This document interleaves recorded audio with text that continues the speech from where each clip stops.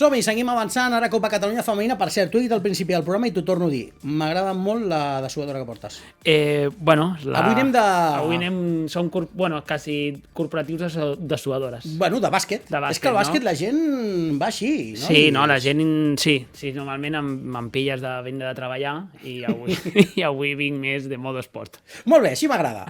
Ningú li importa, però feliços de poder parlar d'aquests temes sempre amb el nostre Carlos Tobalina, coach. Deia, anem a Copa Catalunya, mirem els marcadors de la jornada, perquè el Club Bàsquet Samà no només va guanyar, sinó que ho va fer en una pista absolutament brutal contra un equipàs, un dels primers classificats de la Lliga, victòria en majúscules del Samà a pista del Badruna Gràcia, 44-63. A més, la resta de marcadors, Gec Badruna 47, el Castelldefels absolutament intractable 58, Lloret 49, Safa Claró 70, Granollers 64, Prat 48, la Penya, que va perdre d'una casa 56-57 contra el Joventut Les Corts, i compta perquè és el proper rival del Club Bàsquet Samà a casa, al pavelló Isaac Gálvez. Aquest proper dissabte es fer Sant Fruitós 57, Natació Terrassa 49 i Grup Bernabé 67, Nou Bàsquet Olesa 55. Després de 20 jornades, Castelldefels invicta 20-0, la Penya està amb 16 victòries i 4 derrotes, la quarta aquest cap de setmana ara ho vèiem, Gec Badruna tercer, Badruna Gràcia quart, Granollers cinquè,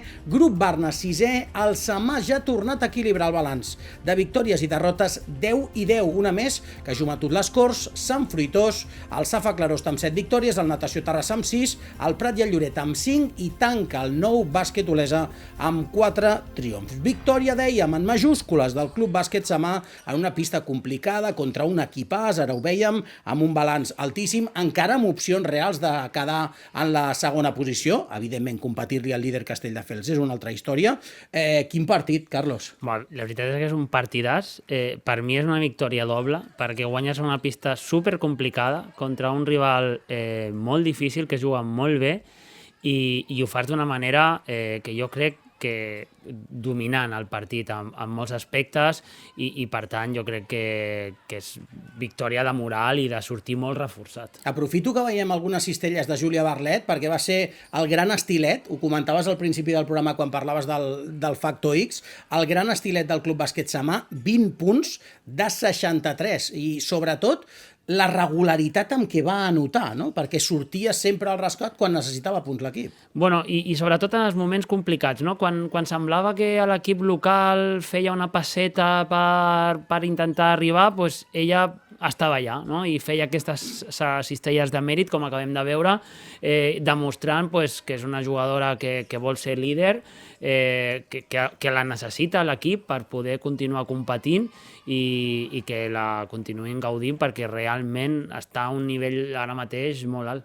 Quan parlem de situacions límit, per exemple, estem parlant del tercer quart, perquè a la primera meitat el marcador arriba 26-31, un primer quart igualat, guanyava d'un al Samà. Hi ha un 0-9 d'inici en el segon quart que fa que les vilanovines marxin de 10, 15 a 25, però reacciona, no n'esperàvem cap altra cosa, el Badruna Gràcia, i aquest bon estat de forma del Badruna abans del descans té continuïtat en el tercer quart. De fet, arrenca el tercer quart 6-0, i això fa que el Badruna Gràcia es posi per davant. És gairebé el primer avantatge del partit, n'havia tingut algun en el primer quart, però és el primer moment clau perquè remunta i es posa per davant Badruna 32-31. Ara, els últims minuts, els últims 5-6 minuts d'aquest tercer quart és un 4-17 pel Samà, per tant, és un d'aquests moments calents on apareix Mireia Creixell, on apareix també, evidentment, Júlia Barlet, i de fet Creixell amb 5 punts seguits en l'últim quart és el que fa que les samistes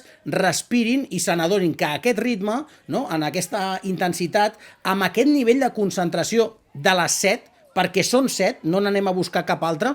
De fet, el roster eren 7 més una jugadora júnior, que va ser la Maria Fuentes, però van jugar les 7, com aquell que diu. A aquest nivell a Badruna no li va donar, perquè el nivell de concentració era tal, dèiem, que la victòria es queda per les dos que Andreu. Sí, nivell de concentració i nivell d'equip gran, no? De demostrar que tot i que l'equip contrari remi molt i aconsegueixi estar molt pròxim, tu saps que si continues fent les coses bé, que pot passar, no? Que tu estàs fent les coses i l'equip rival les farà una miqueta millor, però si no afluixes i continues fent el teu pla de treball, arribarà la victòria. Això vol dir que...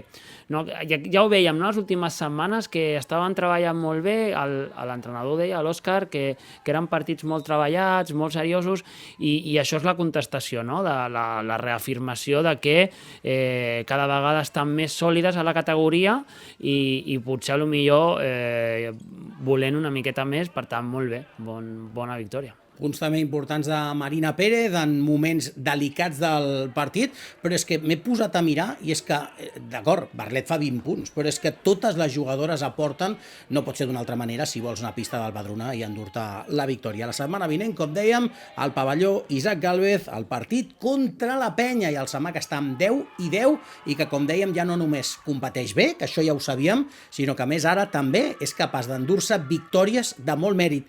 I no és la primera del curs, esperem que tampoc sigui l'última. Pista molt difícil contra un rival que ens agrada molt, perquè té una gran plantilla i juga molt bé a bàsquet. Per tant, haver guanyat bàsquet a BDH, tot vol dir que hem fet un partidàs. Realment nosaltres venim amb 7 jugadors a jugar als partits i el desgast físic s'hauria de notar cap al final. El que avui hem tret tota la veterania i l'experiència que té l'equip i s'ha fet valer dintre del partit en cada jugada. Hem sabut estar molt bé en defensa, la veritat.